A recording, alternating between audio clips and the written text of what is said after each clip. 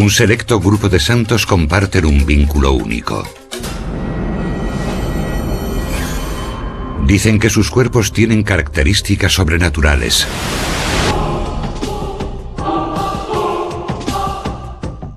Un aura misteriosa. Sangre y aceite emanan de su piel que parece viva. Y un olor dulce hace desvanecer a todo el que los visita. Dicen que muchos de estos cuerpos llevan años o incluso siglos con esta vívida apariencia. Muchos creyentes creen que son un milagro de Dios. Santos incorruptos.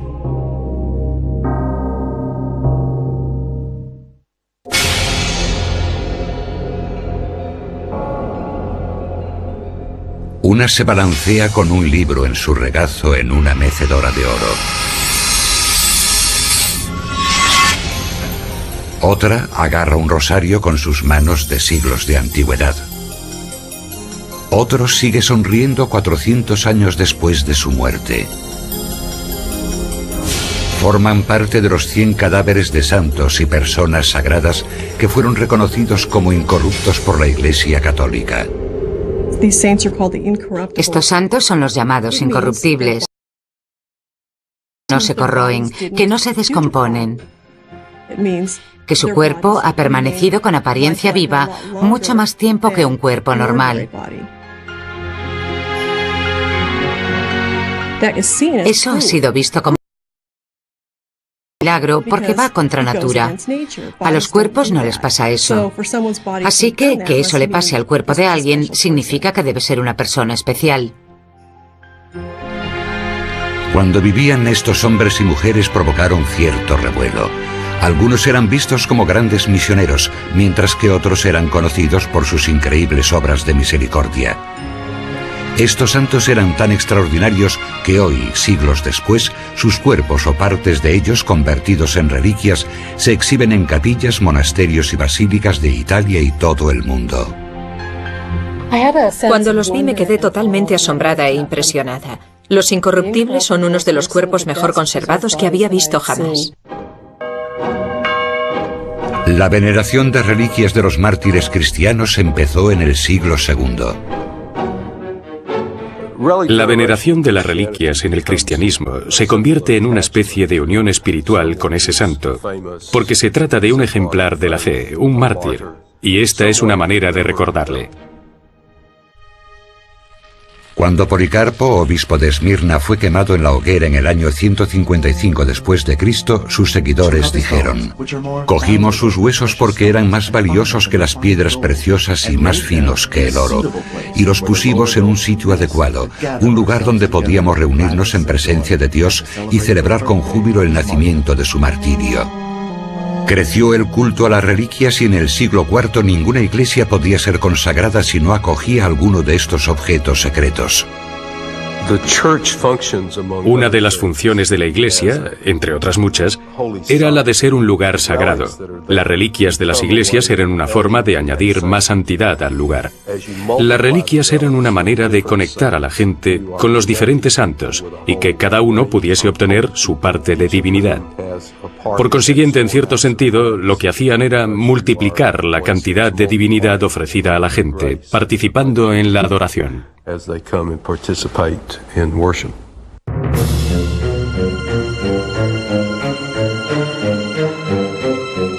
Algunas partes del cuerpo eran consideradas más valiosas que otras. El corazón era el órgano más deseado, y luego le seguía la cabeza, los brazos, las piernas y los órganos vitales. Los siguientes en importancia eran las manos y los pies, y luego fragmentos menores como los dedos de las manos y pies. A menudo estas reliquias eran conservadas.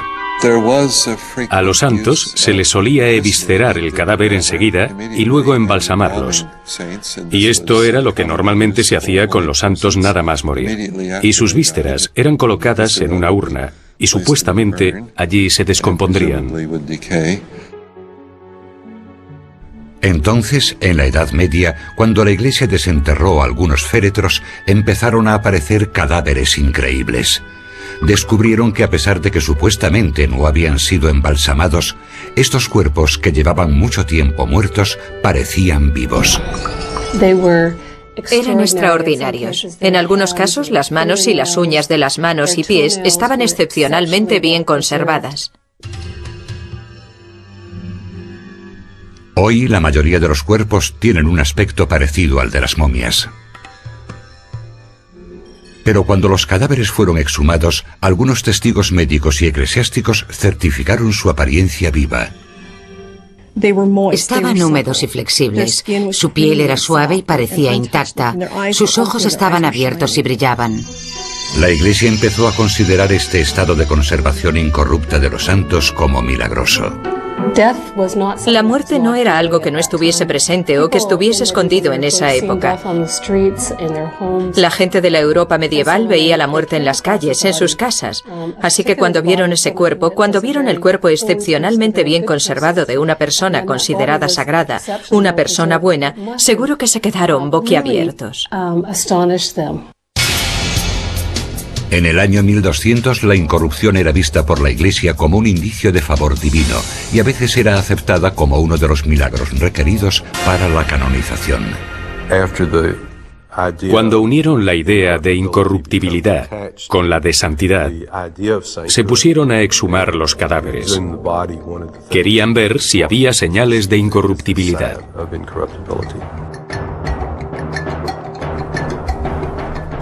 50 años después de su muerte, en 1320, el cuerpo de la monja Margarita de Città de Castello fue desenterrado al encontrar su ataúd medio podrido.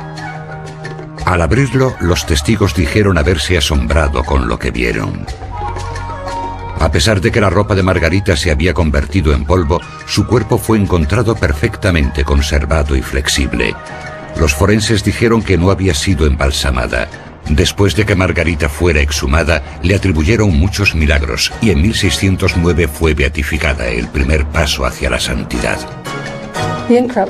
Los incorruptos eran como magos. Dicen que podían hacer que el ciego viera, que el sordo oyese, que podían otorgar fertilidad al estéril y hacer que el lisiado volviese a caminar. Decían que podían curar a los leprosos. A los incorruptos se les atribuían un montón de milagros.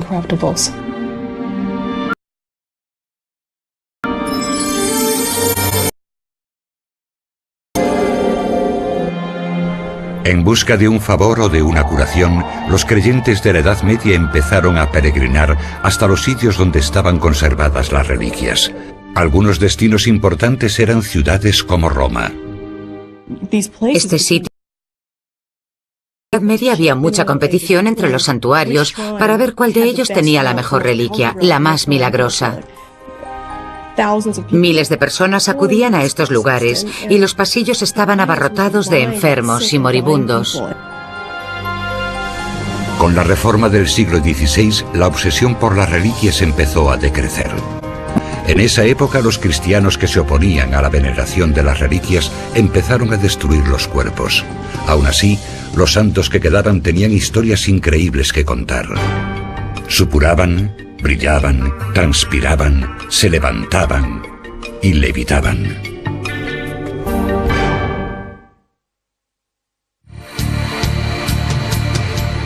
Desde el principio del cristianismo, la extraordinaria conservación de los cuerpos de los santos creó confusión entre los creyentes. Según dicen, lo que causaba mayor confusión era que algunos de los cuerpos mostraban un comportamiento físico inusual conocido como fenómeno tanatológico. Se han identificado unos 700 ejemplos.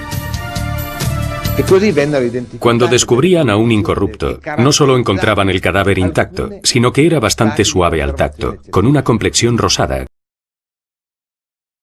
Y estas condiciones especiales del cadáver están bien clasificadas dentro de la tanatología. La tanatología es la ciencia que estudia los fenómenos que se producen en los cadáveres. Nosotros ya lo habíamos comprobado cuando estudiamos los fenómenos de putrefacción. Dicen que muchos de los santos conservados despedían un extraño olor. Esta fragancia exquisita, llamada olor de santidad, era supuestamente diferente a ninguna otra fragancia de la tierra. Impregnaba el aire de una dulzura indescriptible que duraba meses o incluso años.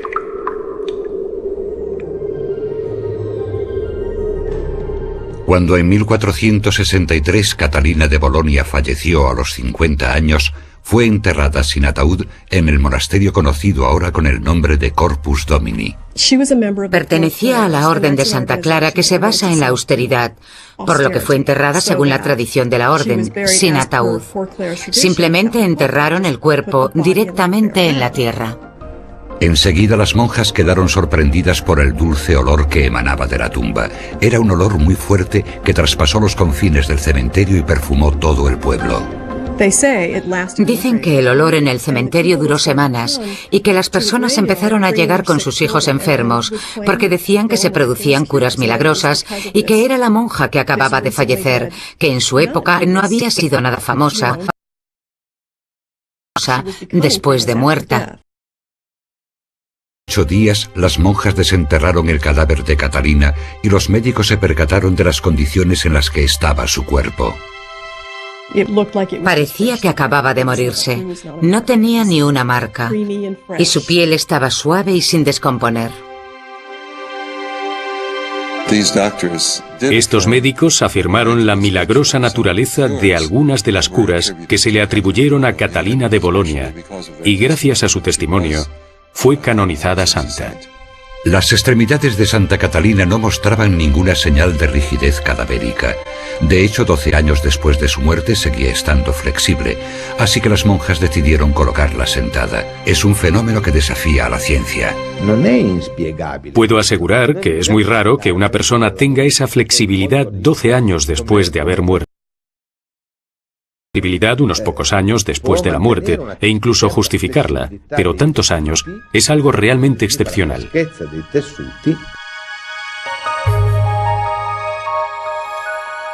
Pero puede que la posición erguida de la santa tenga un efecto calmante en los peregrinos. Pude ver cómo se sentían más relajados, simplemente mirándola. Cuando la reliquia está sentada en una silla, a diferencia de tumbada, parece más humana. Aunque sabes que está muerta, da la sensación de que puede escucharte. En vida, muchos de los santos conservados, incluida Catalina de Bolonia, aseguraban haber visto a la Virgen María, algo que en teología se conoce como apariciones marianas. A principios del siglo XIX, en Francia, de repente surgió un grupo de gente que aseguraba haber visto a la Virgen María y que ésta les había hablado. A muchos de ellos la Virgen también les había otorgado algo, y Catalina Labouré era una de esas personas.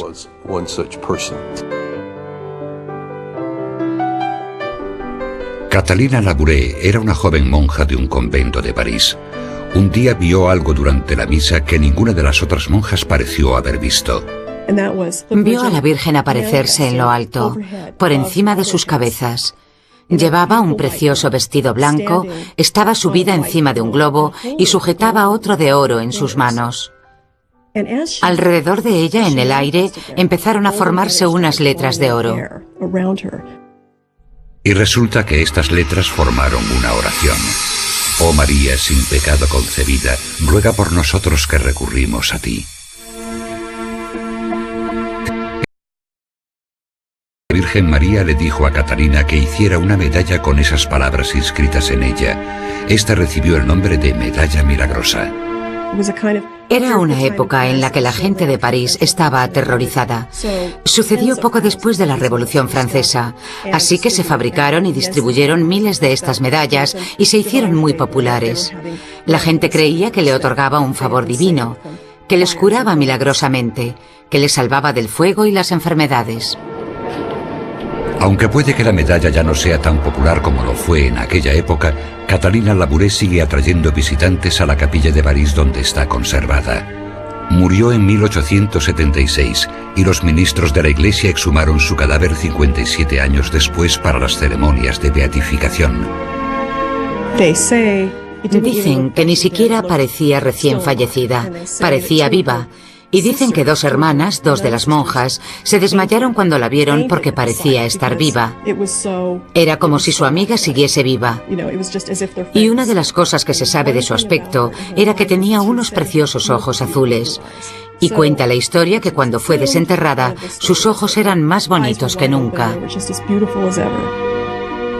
Después de la exhumación, el cuerpo de Catalina fue tratado con productos químicos para conservar su agilidad y color.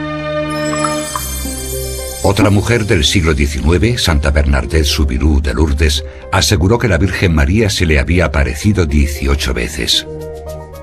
En 1858 estaba cogiendo madera cerca de la orilla de un río cuando oyó el ruido de un arbusto cerca de una gruta. Bernadette miró hacia arriba y vio algo blanco con la forma de una mujer joven, y ella pensó que era la Virgen María. Previendo un milagro, mucha gente siguió a Bernadette en sus siguientes visitas a la gruta. Enseguida los devotos empezaron a otorgar propiedades milagrosas al agua de la gruta. Después de haber estado continuamente, Bernadette falleció en 1879 a los 35 años. Bernadette sufrió durante gran parte de su vida, pero nunca se quejó. Y la gente solo se enteró de todo su sufrimiento cuando ya había muerto, porque descubrieron que había padecido. Cuando en 1909 exhumaron su cuerpo, lo encontraron incorrupto. 10 años después volvieron a exhumar su cuerpo y le pusieron una máscara de cera encima. De Lourdes atrae a millones de creyentes y su agua es conocida por sus innumerables propiedades curativas milagrosas.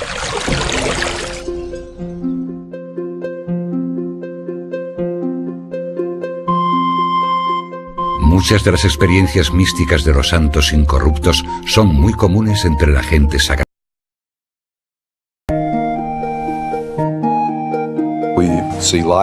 Vemos luces alrededor de ellos.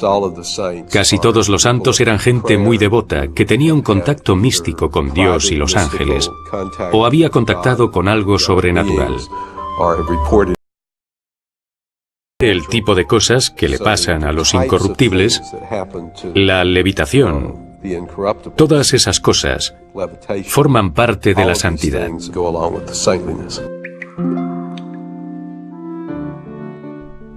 En 1417, Rita de Casia, de 26 años, entró en el convento de Santa María Magdalena.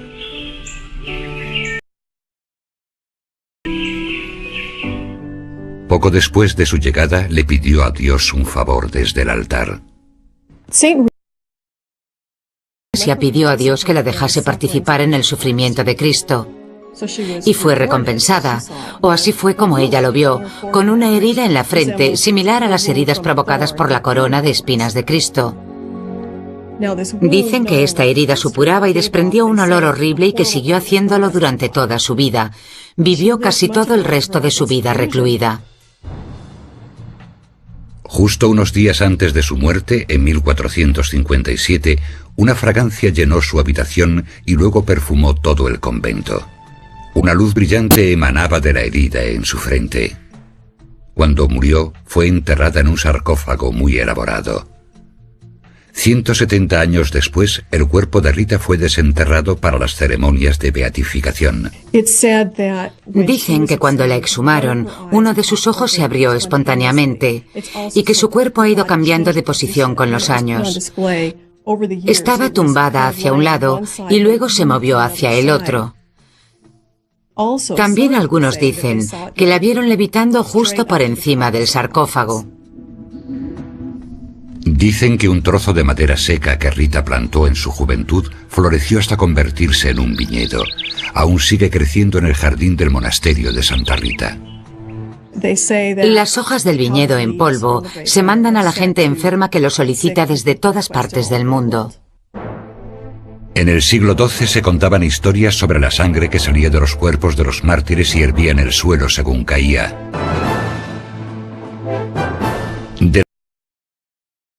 Los incorruptos supuraban sangre o fluidos inusuales durante semanas, meses e incluso años después de su muerte. Este es un fenómeno post-mortem, porque la sangre estaba fluyendo otra vez. Lo excepcional es encontrarla así tanto tiempo después de la muerte. La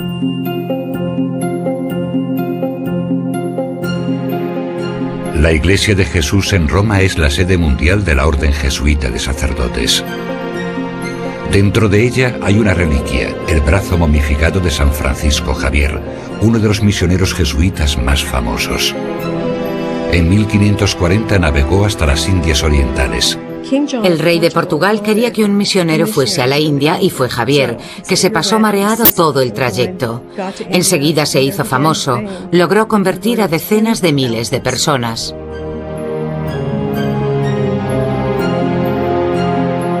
Francisco murió en un barco con destino a la China en 1552. 2 años después, su cuerpo incorrupto fue conservado a la India, donde fue venerado por miles de personas. Pero los escépticos decían que el cuerpo había sido embalsamado. Para estudiar este asunto, el forense examinó el cuerpo y no encontró ninguna prueba de conservación artificial. Aún así, el forense ordenó a uno de sus ayudantes que metiese sus dedos dentro de una herida cerca del corazón. Dicen que en cuanto trajo sus dedos, y el forense la olió y declaró que era absolutamente perfecta. Enseguida, las iglesias de todo el mundo pidieron reliquias de Francisco. La mitad de una de sus manos fue a parar a lo que ahora es Hanoi, la otra a Singapur. O sea que cortaron su mano en 2. También enviaron sus órganos a otros sitios para que cuando se exhibiese el cuerpo estuviese bastante vacío por dentro, y lo llenaron con estructuras de metal y algodón. Cuando, después de ser recogidos de su cripta, algunos cuerpos empezaron a desintegrarse, surgieron dudas acerca de su autenticidad. En la época de la Ilustración, en el siglo XVIII, la Iglesia empezó a cuestionar la incorruptibilidad de los santos. Estaban preocupados por estas cosas porque temían que se tratase de un fraude. Tenían miedo de haber sido engañados. Tenían miedo de los milagros diabólicos. San Pablo dijo que el diablo puede aparecer en forma de ángel de la luz y definitivamente puede aparecer como un cadáver incorrupto del pasado. ¿Son los santos un milagro? ¿Es un acto de Dios que se hayan conservado como si estuviesen vivos? ¿O hay una explicación científica racional? ¿Es más imposible de usar con Dios?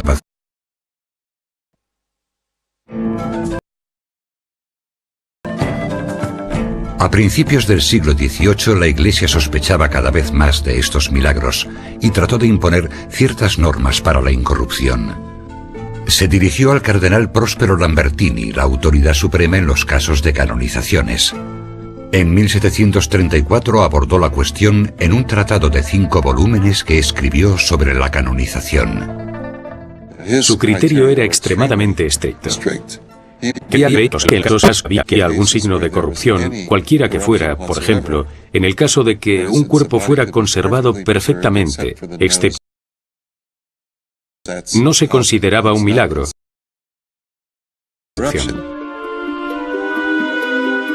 Según embalsamados o disecados, secados de forma natural y momificados, no podían ser. Solo esos cuerpos que retenían su frescura vital durante muchos años, sin haber recibido ningún tipo de intervención deliberada, podían ser considerados milagrosos. Aún así, esto no resolvía el tema, ya que los examinadores no eran siempre imparciales. Tendrán que pasar 2 siglos hasta que empiece a surgir una nueva perspectiva en el caso de los santos incorruptos. A finales de los 80, la ciencia y la Iglesia Católica unieron sus fuerzas para la incorrupción de los santos. La Iglesia esperaba descubrir algo más sobre los santos.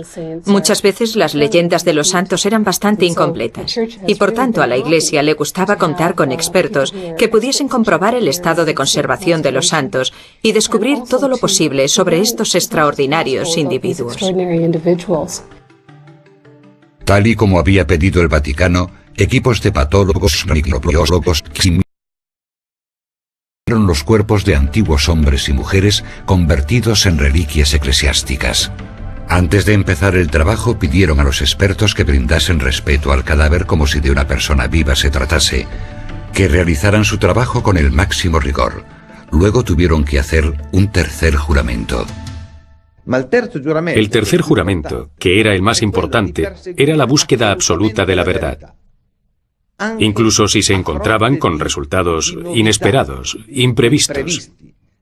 En otras palabras, juraban decir la verdad siempre, por agradable o desagradable que pudiese resultar.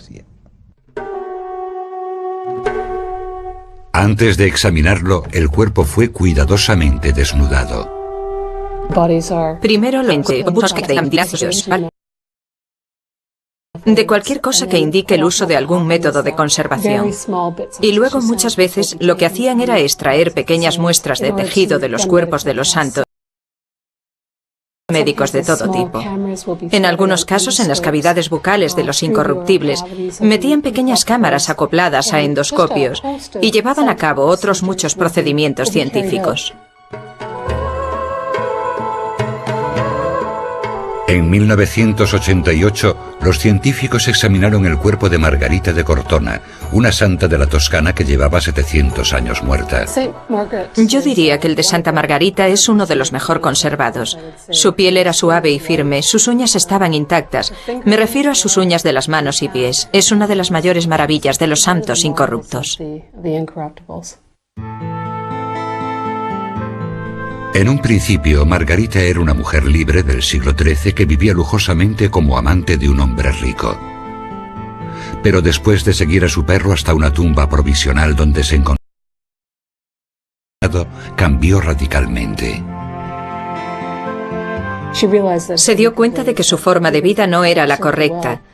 Se convirtió en una persona muy religiosa y realizó muy buenas obras en la ciudad de Cortona. Fundó hospitales. Era una mujer maravillosa. La gente de Cortona llegó a venerar tanto a Margarita que después de su muerte en 1297 suplicaron que fuese canonizada. En 1719 el cuerpo de Margarita fue examinado y declarado incorrupto. Estaba intacto, con todas sus extremidades unidas, tendones y demás. Pero cuando los médicos lo examinaron en 1988, descubrieron que estaba intacto, pero por una razón muy diferente a la incorrupción. En este caso fue muy importante el juramento. Trabajábamos con los mejores profesionales y teníamos que informar sobre lo que habíamos encontrado, porque en este caso habíamos encontrado un cuerpo momificado artificialmente.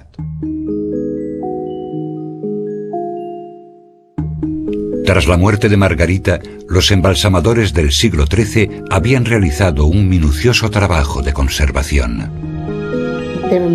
Extrajeron sus órganos internos y rellenaron su cuerpo de ungüentos que poseían propiedades antibacterianas, y eso ayudó mucho en el proceso de su increíble conservación. Mientras examinaban la momia, el equipo de científicos descubrió que en los informes de la Iglesia estaban registradas las circunstancias de la conservación de Margarita. Parece ser que los habitantes de Cortona pidieron a la Iglesia que conservara el cuerpo. Sin embargo, con el paso del tiempo se olvidaron de este pequeño detalle y creyeron que el cadáver de Margarita era incorrupto.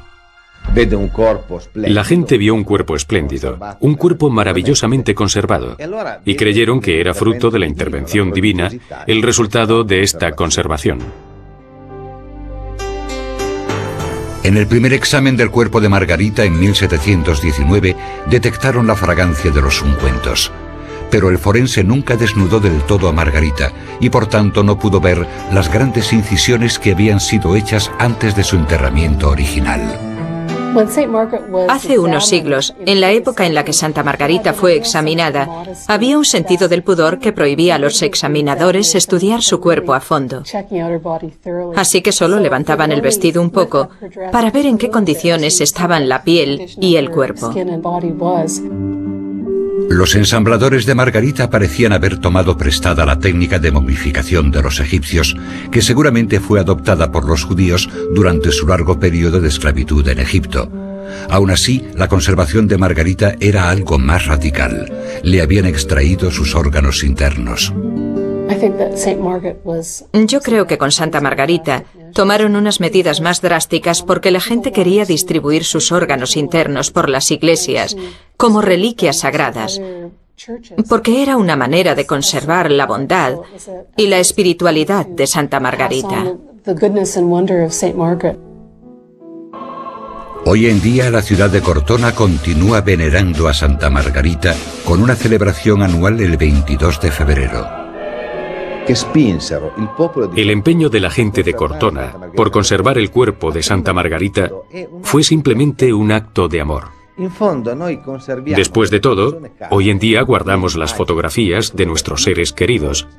Y lo hacemos por lo mismo, por no perder su recuerdo, por seguir unidos a esas personas.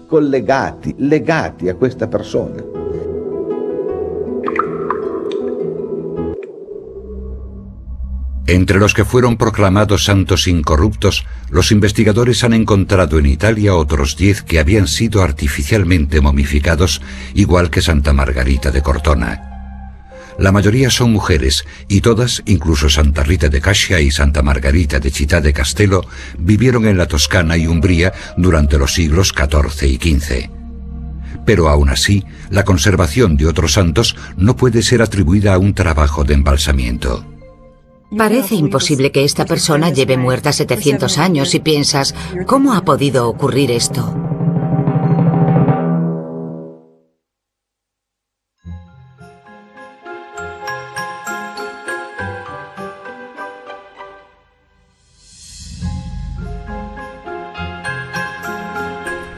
Durante siglos, Santa Zita ha estado tumbada en una cama en una capilla de Lucca, Italia. Es uno de los iconos más admirados de la Iglesia Católica. Parece imposible que esta persona lleve así 700 años, y hay carteles por todas partes que ponen que no ha sido embalsamada. Entonces piensas, ¿cómo ha podido ocurrir esto?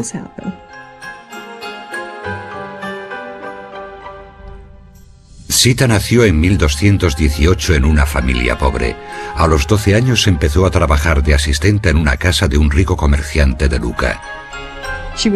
Enseguida se ganó la enemistad del personal de la casa. A los demás sirvientes no les caía bien. Era muy devota. Ayunaba y rezaba todo el día e insistía en dormir a la intemperie. A los demás no les gustaba nada eso. Aún así, sus actos de bondad eran legendarios. Alimentaba a los pobres con comida de la despensa del patrón, y cuenta la leyenda que la despensa se llenaba milagrosamente y que los ángeles la ayudaban a hornear el pan, y que una vez en una fría tormenta repentina le dejó su abrigo a un mendigo que resultó ser un ángel. Murió en 1278 tras haber dedicado su vida a los demás durante 48 años. Su cuerpo fue enterrado en la iglesia donde aún se conserva. Dicen que cuando ella murió, las campanas de la iglesia empezaron a tocar espontáneamente. La gente empezó a acudir a esa iglesia para estar cerca de su cuerpo diciendo que era milagrosa. 300 años más tarde, el cuerpo de Zita fue desenterrado en respuesta a las peticiones de canonización. La encontraron perfectamente conservada. Los forenses de esa época se quedaron boquiabiertos con su estado de conservación y a partir de ahí se le atribuyeron una serie de milagros. Así que por supuesto se convirtió en una santa muy importante de Toscana. 400 años más tarde, en 1998, el cuerpo de Zita volvió a ser examinado y no se encontró ni rastro de embalsamiento. Los científicos la apodaron la momia natural. El cuerpo de Santa Zita está muy bien conservado. En mi opinión, es probablemente la mejor momia natural que hay en Italia. Por extraño que parezca, la cripta de la iglesia donde Santa Zita fue originariamente enterrada era extremadamente húmeda. Los investigadores destacaron que el sarcófago de piedra en el que estaba había servido como medida preventiva contra la descomposición. Pero el análisis reveló la presencia de algo más que seguramente jugó un papel fundamental en su increíble conservación. El nivel de plomo era extremadamente alto. La única explicación posible es que los médicos que atendieron a Santa Zita usaran algunos medicamentos con plomo. La presencia del plomo podría haber iniciado una actividad antiséptica contra los microbios en el cuerpo que podría haber detenido su descomposición.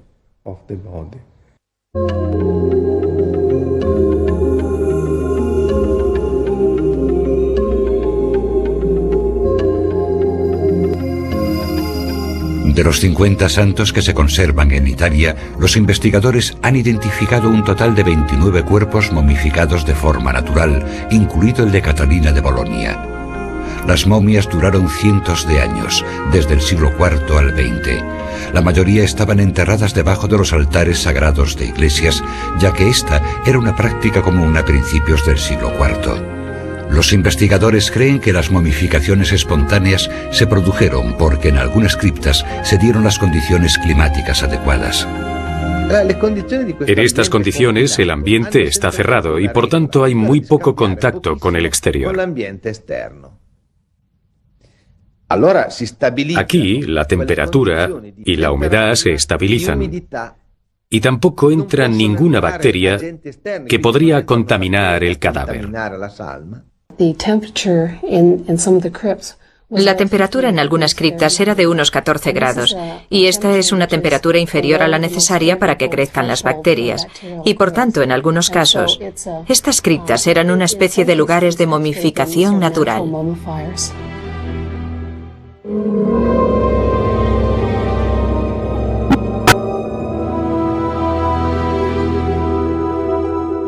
La región de la Toscana, en el centro de Italia, es seca y montañosa.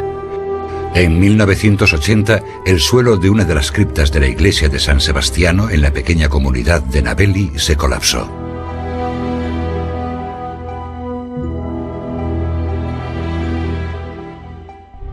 Los investigadores se quedaron boquiabiertos con el tesoro que encontraron. 250 momias naturales de gente del pueblo que databan del siglo XIX. Las condiciones del interior de las criptas permitieron la momificación natural, porque la circulación del aire propiciaba la deshidratación de los tejidos blandos, que es el requisito principal para la conservación de los cuerpos.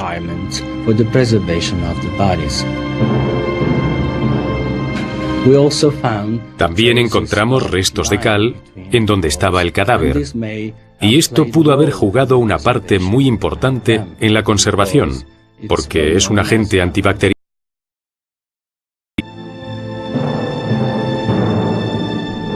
Tan solo a 3 metros de la cripta, los cuerpos del túnel estaban descompuestos. Solo encontramos esqueletos y huesos, debido a las filtraciones de agua en el túnel. Aunque las pruebas patológicas explican la conservación de algunos santos, otros siguen siendo un misterio. La ciencia no puede explicarlo todo. En el siglo XV, en Génova, Catalina Fieschi Adorno cuidaba incansablemente a los pobres y los enfermos en el hospital de la ciudad. Una plaga diezmó la ciudad de Génova. Dicen que falleció alrededor de un 75% de la población. Ella trabaja sin descanso, arriesgando su salud para luchar contra esta plaga. Y por tanto se ganó la reputación de santa porque era una persona muy bondadosa. Cuando Catalina falleció en 1510, fue enterrada en una capilla del hospital y permaneció allí durante 18 meses, hasta que su ataúd, dañado por el agua, tuvo que ser abierto. A pesar de que la mortaja estaba mojada, su cuerpo estaba incorrupto. El descubrimiento de su cuerpo incorrupto fue lo que generó este cultus o veneración religiosa hacia ella. Lo que normalmente sucedía era que una persona sagrada era venerada como santa. Y entonces, a veces, su cuerpo era encontrado incorrupto, y esto simplemente añadía un poco más de misticismo y veneración a su imagen. 450 años después, en 1960, los físicos volvieron a examinar el cuerpo de Santa Catalina. a la conclusión de que a pesar de que la reliquia estaba oscura y seca, no había sido embalsamada ni tampoco se trataba de una momia natural. Santa Catalina de Génova fue enterrada aislada, sin ningún otro cadáver cerca, sin ningún sitio por donde pudieran entrar bacterias. Por desgracia, el agua llenó las paredes de la iglesia y la humedad causó la corrosión del ataúd y disolvió la ropa de Catalina. Lo que resulta realmente inexplicable es que en esas condiciones, con tantas filtraciones de agua, el cuerpo de Catalina pudiese permanecer incorrupto.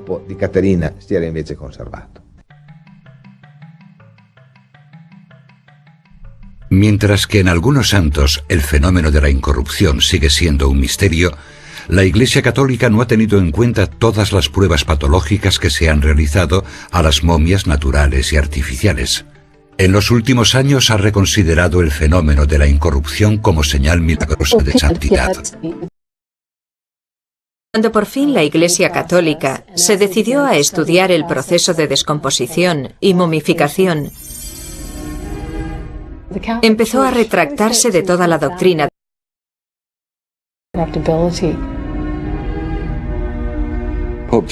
El Papa Juan Pablo II, experto en beatificaciones y canonizaciones, cambió las normas porque reconoció que muchas de esas cosas que habían sido declaradas milagros en el pasado no serían declaradas milagrosas ahora. Aún así, a muchos les costó no sorprenderse ante la presencia del cuerpo incorrupto de un santo. Los peregrinos modernos traían objetos suyos y de sus seres queridos y rezaban por un milagro. En torno a los restos del santo había notitas de agradecimiento, declarando lealtad y otras pidiendo favores. Como hombre de ciencia, yo tenía que encontrar todas las condiciones que hubieran favorecido la momificación. Mientras que para los creyentes, esto era fruto de una intervención divina.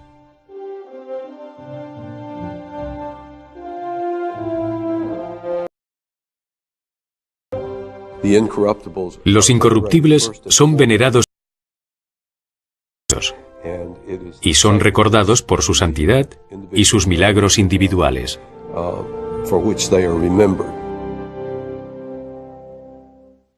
Puede que los creyentes estén a punto de perder una de sus reliquias más queridas. El cambio climático y el microclima están alterando la conservación de los cuerpos de los santos que han permanecido incorruptibles tanto tiempo. Basta pensar en la electricidad, la temperatura que generan las calefacciones, la polución medioambiental, las vibraciones de la Tierra. Todo esto está empezando a deteriorar los cuerpos que han permanecido incorruptos y perfectos durante cientos de años y que de repente están empezando a mostrar signos de descomposición. Año tras año, para que pudieran seguir exhibiéndose y estar presentables, los cuerpos de los santos han tenido que ser restaurados. Las manos de Catalina Labouré están hechas de cera. Las cejas y los pómulos de Rita de Caccia han sido reparados con cera e hilo. Una suave capa de cera protege las manos y los pies de Catalina de Bolonia. En diciembre de 2000, científicos italianos y representantes de la Iglesia se reunieron en L'Aquila, Italia, para discutir el cuidado de los santos incorruptos. L'Aquila fue elegido por su importancia histórica y religiosa, porque en él están varias momias naturales del siglo XV. Los santos incorruptos fueron declarados Tesoro Nacional con el merecido apoyo de un estudio científico de conservación. Fueron gente históricamente importante. Hay incontables escritos sobre estas personas y, por tanto, es importante conservarlas. Forman parte del patrimonio cultural.